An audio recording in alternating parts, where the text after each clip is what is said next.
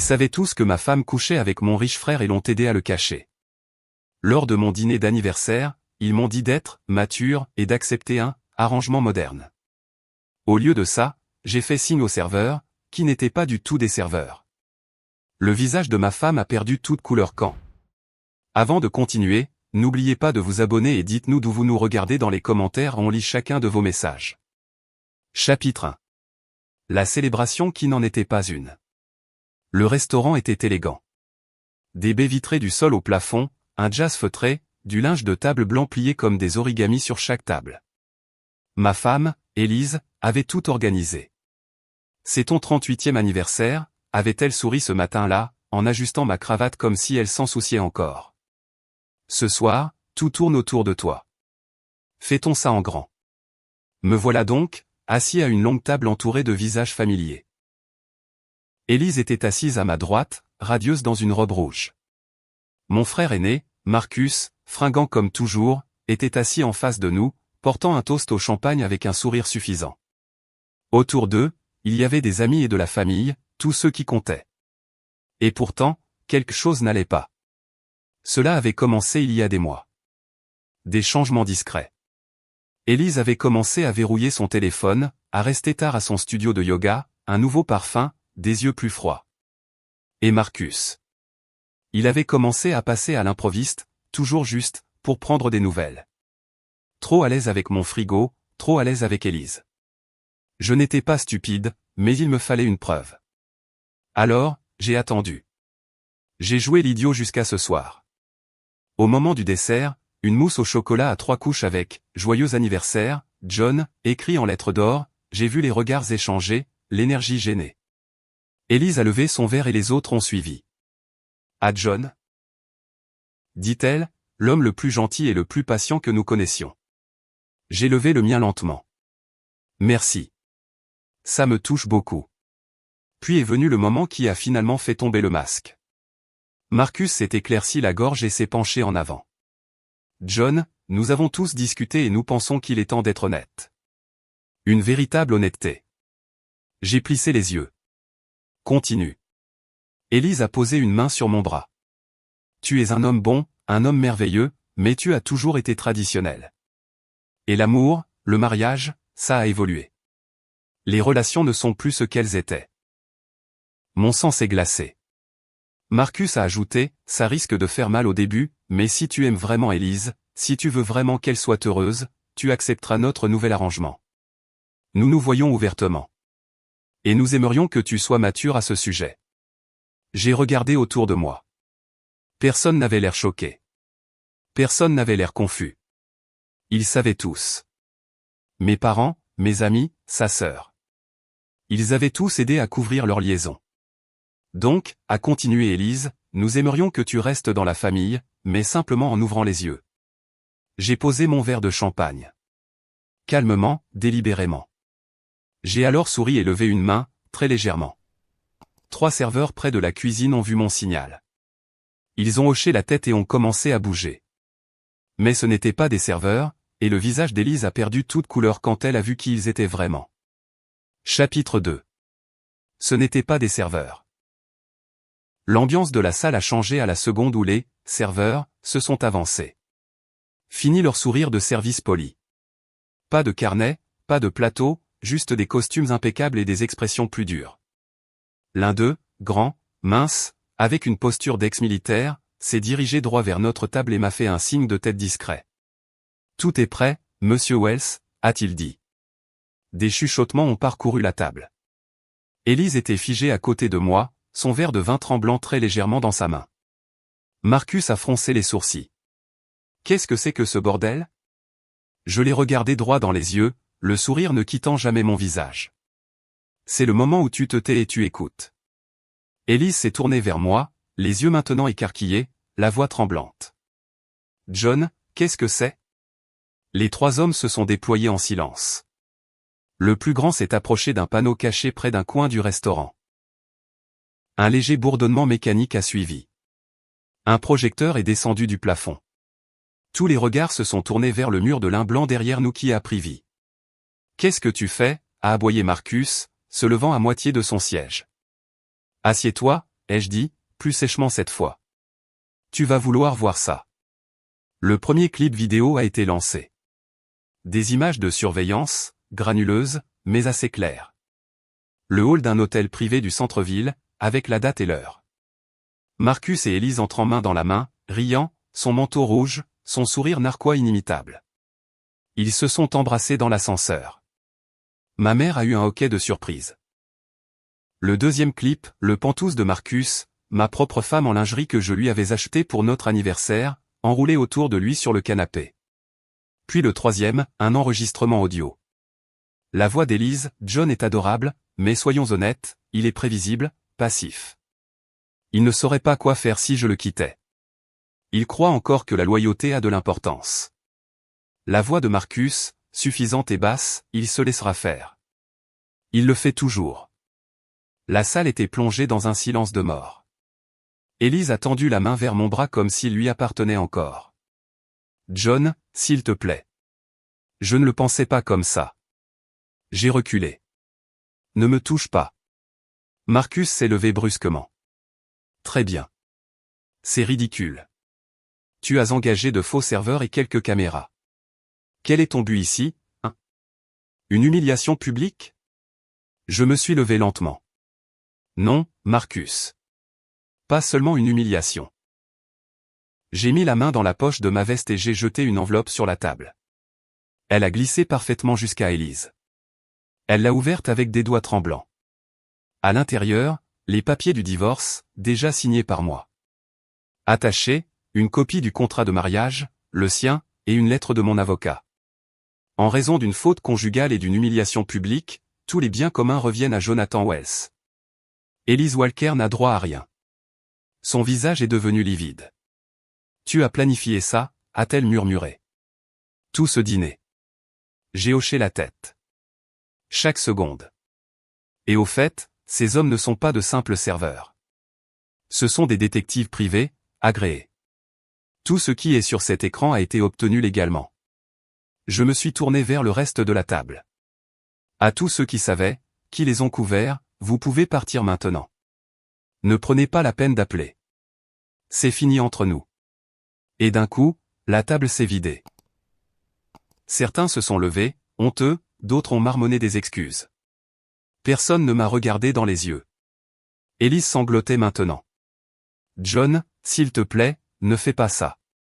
Je me suis penché vers elle, ma voix froide et définitive. Tu n'as pas seulement brisé mon cœur. Tu as laissé tout le monde rire dans mon dos. Tu les as regardés m'humilier. Mais ce soir, c'est moi qui ai eu le dernier mot. Puis je me suis tourné pour partir. Et derrière moi, tout ce que j'ai entendu, c'est le silence. Le son d'un royaume qui s'effondre. Chapitre 3. Les retombées se propagent. Les gros titres sont tombés le lendemain matin. L'entrepreneur tech Jonathan Wells expose l'adultère de sa femme et de son frère lors de son dîner d'anniversaire.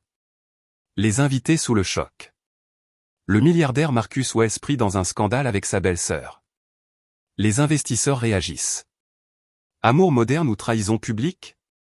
Une vidéo virale déclenche l'indignation. Quelqu'un au restaurant avait fait fuiter les images du projecteur. Je m'en fichais. Que le monde entier voit. À midi, l'histoire était en tendance. Ma boîte de réception était inondée de messages de connaissances, de collègues, et même de journalistes me suppliant de faire une déclaration. Je n'en ai fait aucune. Je n'avais pas besoin de parler. Mon silence était le gros titre. Mais Élise, elle, perdait pied rapidement. J'ai reçu un message de sa sœur, qui n'était pas au courant et avait quitté le dîner en larmes. Elle n'arrête pas de m'appeler. Elle dit qu'elle ne peut pas dormir. Elle répète que tu lui as tendu un piège. Je lui ai répondu, non, j'ai juste exposé la vérité. Son compte Instagram, autrefois rempli de photos parfaites, de légendes soignées et de filtres coûteux, était maintenant vide. Chaque publication supprimée, chaque commentaire inondé de critiques. Marcus, pendant ce temps, avait de plus gros problèmes. Un de mes contacts au conseil d'administration de sa société d'investissement m'a transféré une note de service interne. À la lumière du récent scandale impliquant Marcus Wells et des violations éthiques potentielles, nous convoquons une réunion d'urgence pour discuter de la direction future de l'entreprise. traduction, il allait être mis à la porte. Je n'ai rien fait pour l'arrêter. Ni pour l'encourager. J'ai juste laissé la nature suivre son cours. Il s'est avéré que les gens qui applaudissaient autrefois le charisme de Marcus n'aimaient pas l'idée qu'il soit si imprudent avec sa famille et son argent. Ce soir-là, Élise s'est présentée à mon bureau sans prévenir, le visage taché de larmes, pâle, les cheveux emmêlés comme si elle ne les avait pas brossés depuis des jours. « J'ai tout perdu, John, dit-elle doucement. Mon travail, ma maison, mes amis ne répondent plus à mes appels. Marcus m'ignore. Il dit que c'est à cause de moi qu'il perd des investisseurs. Je ne me suis pas levé. Je l'ai simplement regardé et j'ai dit, alors maintenant tu sais ce que ça fait. Je ne pensais pas que tu irais aussi loin, a-t-elle murmuré. Tu pensais que je me laisserais faire, ai-je répondu. Comme toujours. J'ai fait une erreur. Non, ai-je dit. Tu as fait un choix, tout comme tout le monde à cette table. Vous ne m'avez pas seulement trahi. Vous m'avez humilié, vous vous êtes moqué de ce que nous avions construit, et vous vous attendiez à ce que je l'accepte devant tout le monde. Elle s'est effondrée. Elle est restée là, à sangloter. Je veux juste que tu reviennes, a-t-elle étranglé. Même si on repart de zéro. J'ai secoué lentement la tête. Nous avions déjà tout, ai-je dit. Et tu l'as jeté. Elle est restée là une seconde de plus, puis s'est tournée pour partir. Je ne l'ai pas retenue. Parce que quand quelqu'un empoisonne votre vie si profondément, vous ne le poursuivez pas, vous le regardez partir. Chapitre 4. La coupe la plus silencieuse. 2 jours passèrent. Élise était partie, disparue des réseaux sociaux, probablement terrée quelque part, pansant les plaies de sa chute. J'ai appris par un ami commun qu'elle avait essayé de retourner vivre chez ses parents. Ils ont refusé. Et Marcus? Eh bien, Marcus a finalement agi. J'ai reçu l'email en milieu de matinée. Court, arrogant, typique de lui. Objet, ne rendons pas les choses sordides. John, je sais que les choses ont dérapé. Je n'ai jamais eu l'intention que tu la prennes de cette façon. J'aime Élise, mais je n'ai jamais voulu te faire de mal. Mettons ça derrière nous. Nous sommes toujours frères. On devrait se voir. En parler comme des adultes. Marcus. Je l'ai lu une fois, puis une autre. Plus lentement. Nous sommes toujours frères. C'est cette phrase qui m'a marqué. Le culot, le manque de remords, pas un seul, désolé, même pas une fausse humilité, juste une main polie tendue depuis les décombres qu'il avait lui-même allumés. Je n'ai pas répondu. À la place, j'ai envoyé un message à un avocat spécialisé en restructuration d'entreprise, à qui je n'avais pas parlé depuis des mois. Vous voyez, Marcus et moi ne partagions pas que le sang. Nous partagions un héritage. Notre défunt père avait laissé une fiducie, une société immobilière que nous codétenions à 50-50e. Mon silence pendant le scandale avait été stratégique. Mais maintenant, il était temps de tirer la dernière ficelle. En 48 heures, les documents juridiques étaient en place. J'ai racheté sa moitié de l'entreprise à une évaluation au plus bas, plombée par le scandale, la fuite des investisseurs et ma pause stratégique de soutien public. Il n'a pas eu d'autre choix que de vendre. Ses avocats ont essayé de contester, mais l'acte de fiducie était blindé. Papa s'en était assuré. Le rachat était assorti d'une clause. Il lui était définitivement interdit de réintégrer le conseil d'administration, l'entreprise ou l'une de ses filiales. Pour toujours. Marcus n'a pas envoyé de mail après ça, mais il a essayé d'appeler une fois. J'ai laissé sonner, puis j'ai bloqué son numéro. Plus tard cette semaine-là, j'ai reçu un message d'un vieil ami de fac qui avait vu Marcus à un événement de réseautage. Le gars avait l'air d'un fantôme. Il a dit qu'il prenait du temps pour se concentrer sur lui-même. Personne ne voulait s'associer avec lui. La moitié de la salle est partie dès qu'il est arrivé. J'ai fixé le message pendant un moment, puis j'ai souri. Parce que je n'avais pas besoin de crier. Je n'avais pas besoin de le traîner dans les tabloïds. J'ai laissé ses propres actions parler pour lui. Et à la fin, ce retrait chirurgical et silencieux de tout ce qui comptait pour lui a fait bien plus de mal que n'importe quelle explosion n'aurait pu le faire. Chapitre 5. Le départ. Les semaines ont passé, puis les mois, et lentement, la tempête qu'ils avaient créée ne les a engloutis que. Élise a tenté de refaire surface avec de vagues publications d'excuses en ligne, des légendes soigneusement formulées et cherchant à attirer l'attention sur la croissance personnelle, le pardon et l'apprentissage de l'amour de soi après un traumatisme. Elle ne m'a jamais nommé, mais elle n'en avait pas besoin. Tout le monde savait. Les commentaires étaient brutaux. Tu as détruit un homme bon. C'est ça, ton traumatisme. Passe ton tour. Ton genre de croissance personnelle ressemble à de la pourriture. Son nombre d'abonnés a chuté de plusieurs milliers. Elle a fini par désactiver à nouveau son compte. Quant à Marcus, il s'est effacé lui aussi.